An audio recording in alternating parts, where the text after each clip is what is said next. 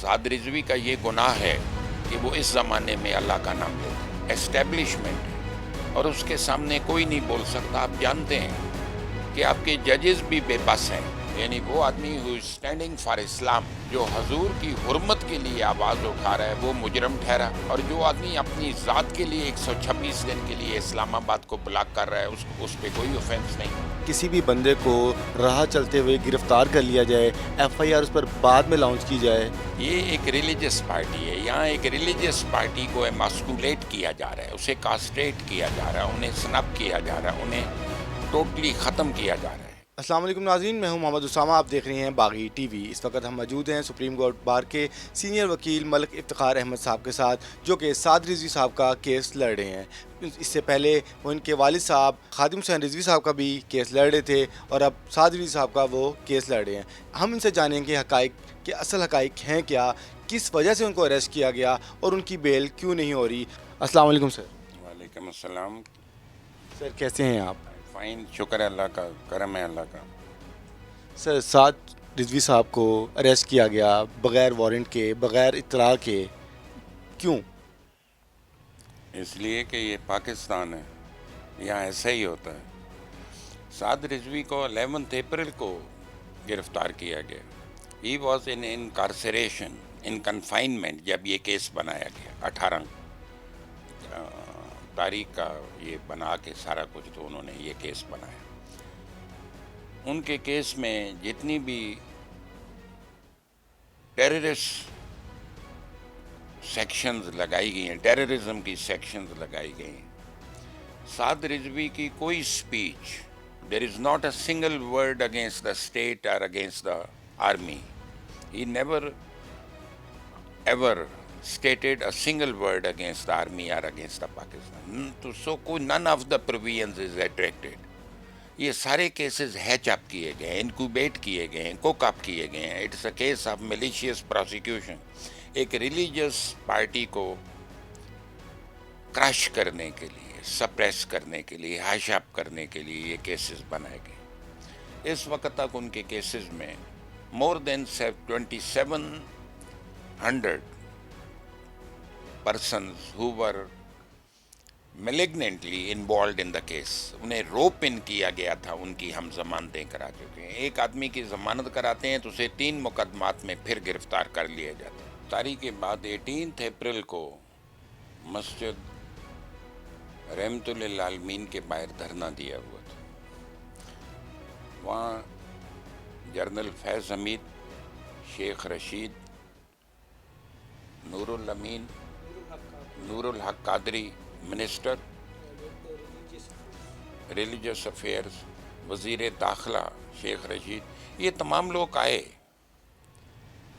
इन्होंने वहाँ आके इन्हें कहा कि आपकी हर कंडीशन, हर शर्त हम तस्लीम करते हैं। जमात से बैन लिफ्ट किया जाएगा।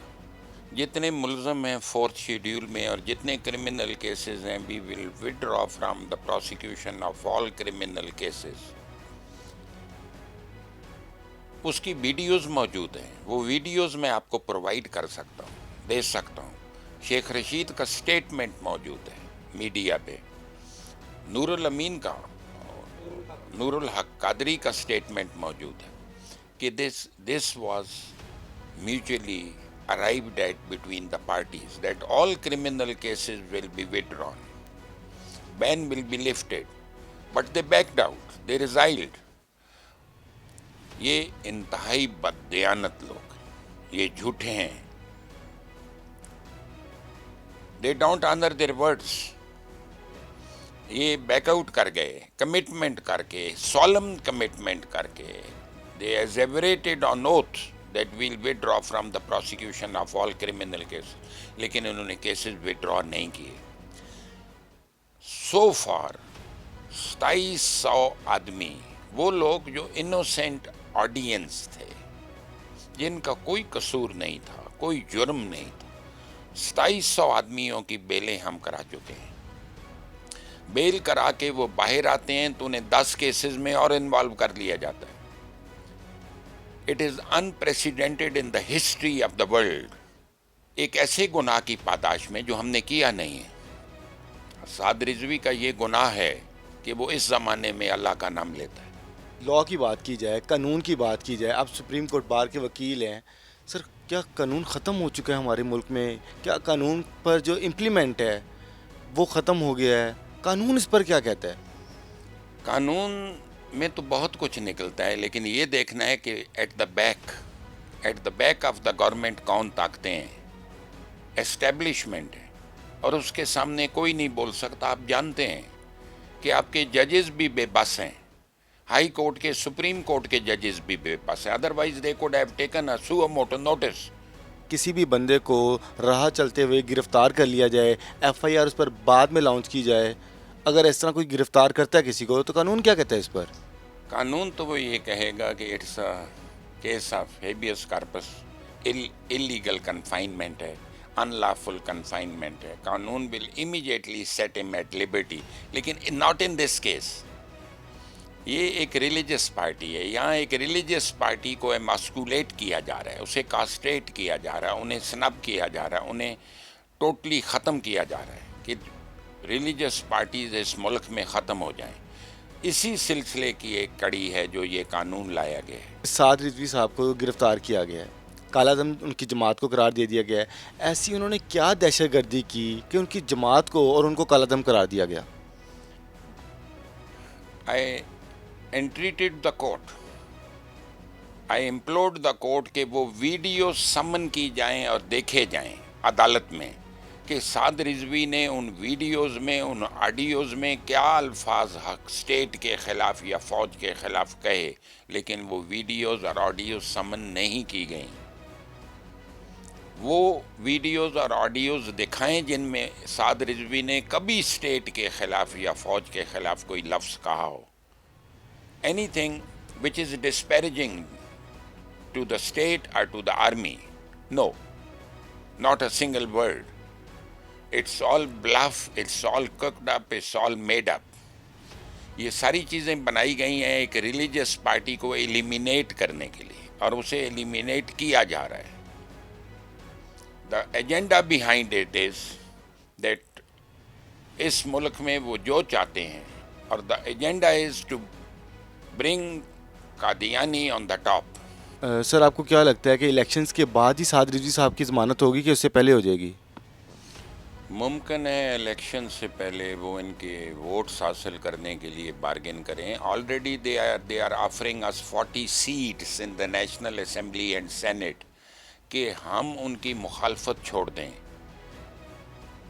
जो तहरीक लब्बैक है, they should side with the government, वो गवर्नमेंट का हिस्सा बन जाएं और गवर्नमेंट की हर काफराना पॉलिसी को करें, फॉलो करें, तो गवर्नमेंट केसेस भी ख़त्म करती है और बैन भी लिफ्ट करती है।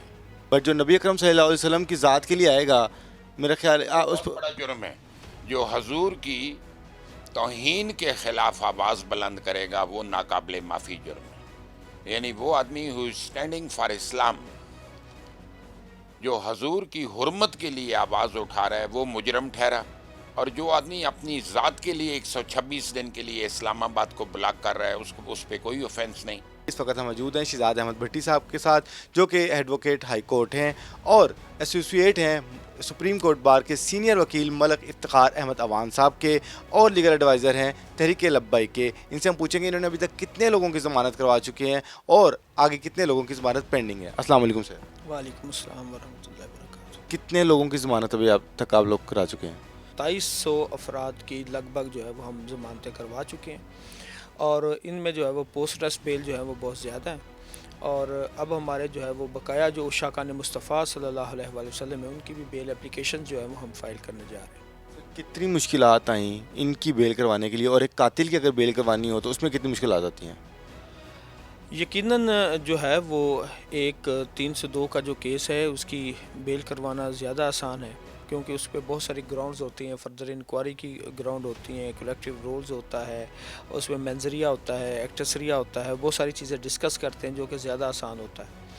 और क्योंकि ये जो जितनी एफआईआर जो हैं वो तहरीक लब्बैक पाकिस्तान के जो है वो ख़िलाफ़ दर्ज की गई हैं, उनमें जो है वो सेक्शन 7 ऑफ ATA जो कि एंटी टेररिज्म एक्ट है, وہ جو ہے وہ ایڈ کیا گیا ہے، اور اس میں جو ہے وہ زیادہ مشکلات ہمیں آ رہی ہیں، اور اس سلسلے میں جب کہ وہاں پہ جو ہے وہ اسٹیٹ کا ایک آرگن، اور اسٹیٹ جو ہے وہ اس میں جو ہے وہ گورنمنٹ جو ہے وہ خود اس کو جو ہے وہ پروسیکیوٹ کر رہی ہو، پروسیکیوشن ڈپارٹمنٹ ہو سارے کا سارا، تو مشکلات جو ہے وہ بہت زیادہ ہمیں کورس میں آئی ہیں۔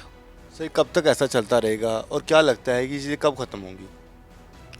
جب تک جو ہے وہ خدائے وحدہ لا شریک کا نام لینے والے زندہ ہیں، تو وہ پروانے کی طرح، جس طرح ایک پروانہ شمع کے لیے جو ہے وہ جلتا ہے، مرتا ہے، لیکن وہ آج تک جو ہے یہ جب سے دنیا بنی ہے اور جب تک دنیا رہے گی، وہ پروانے شمع کے اوپر جلتے ہوئے جو ہے وہ کبھی ختم نہیں ہوں گے۔